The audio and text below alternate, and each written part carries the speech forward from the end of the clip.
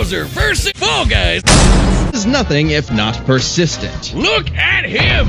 Dude's built like a brick house strapped to a saw trap. That spiked shell takes a lot of punishment. Not even the weight of a castle can scratch it, especially when he rolls up like a prehistoric Beyblade. And the Koopa King doesn't just breathe fire and control lava, he commands nature itself. Spitting meteors from outer space, beckoning the earth with a snap, inhaling torrents of wind, straight up calling down lightning. Dark magic describes him as a sorcerer king. Magic is how he turned the toads into bricks, only countered by the princess's heart magic. But that's not all the magic he's mastered. Telekinesis, creating perfect clones, reanimating his undead skeletons. Bowser spent decades hoarding treasures, coins, magic star rods, warships, clown cars, you name it. Bowser's charisma and leadership brought many to his side. They're the most wicked band of misfits this side of World 8-4. The Koopa Troop, an army spanning multiple territories across the Mushroom World and beyond. Goombas, Koopas, the Troopas, and the others make up the infantry. Some with wings, some in shoes, and some even in race cars. Piranha plants, bloopers, and lakitus use their surroundings to get the jump on unsuspecting prey, by land, sea, or sky.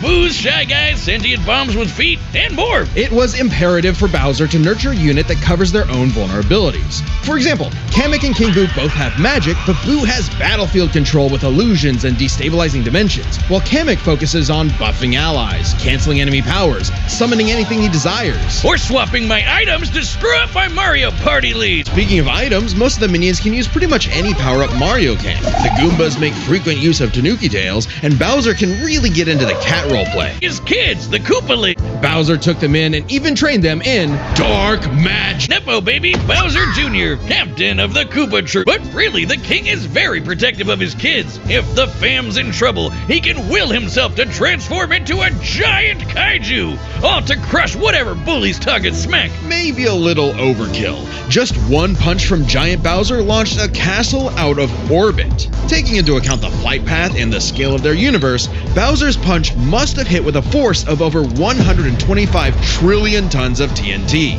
Considering how Yoshi punted poor Raphael the Raven so hard he exploded into a constellation of stars, this isn't even close to Bowser's full strength. Especially if he falls into some of Bowser Jr.'s set of black paint. That stuff's scary. Enough to unleash Bowser's Dark Fury, a form whose very steps cause widespread natural disaster. Bowser's dark magic became so potent he eventually learned how to warp the very fabric of reality. Anything the king imagines, he makes happen.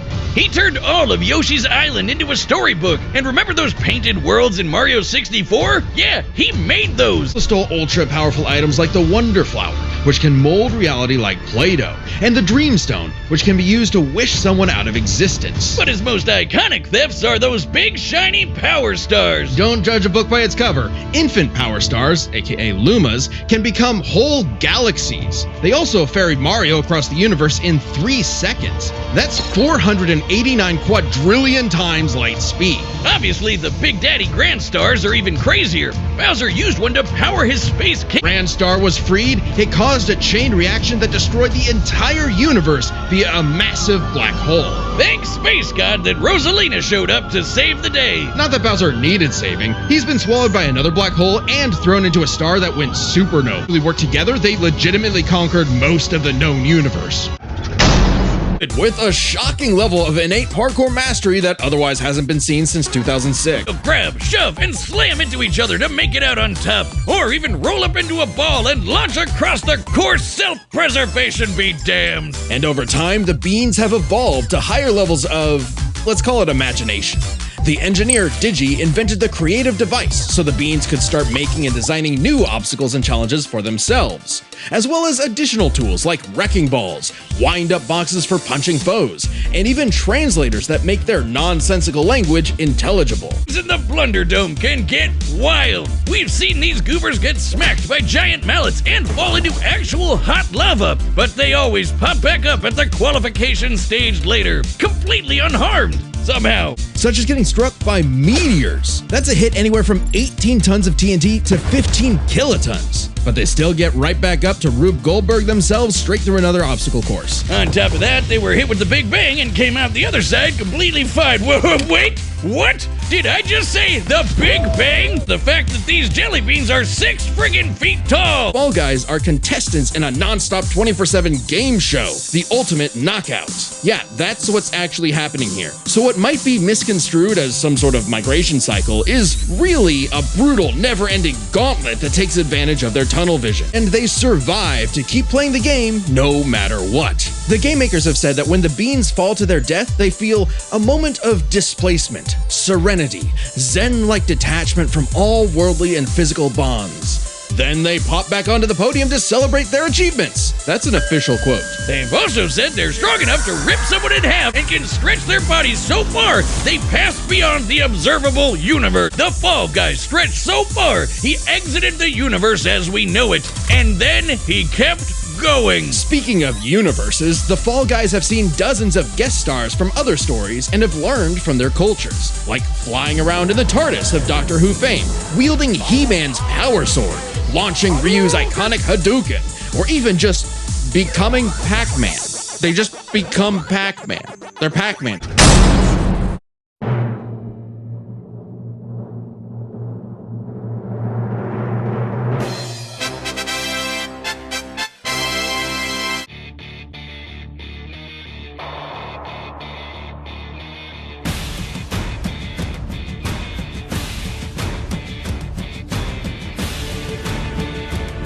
Minutes. In fact, if we take these posting times literally, that would mean the Fall Guys can stretch at speeds over a quadrillion times faster than light. They also ferried Mario across the universe in 3 seconds. That's 489 quadrillion times light speed.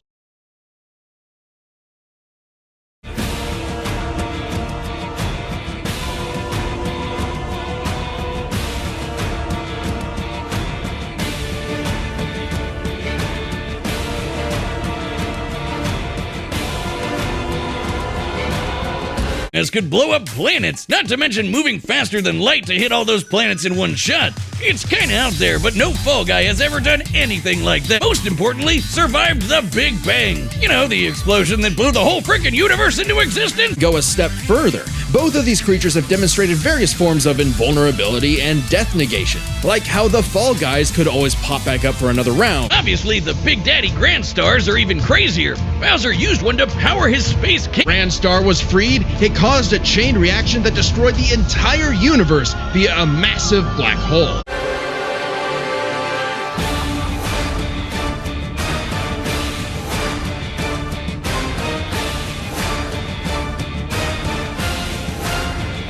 Both could manipulate mind. Robots could get turned into, say, a frog or a block with no reliable way back.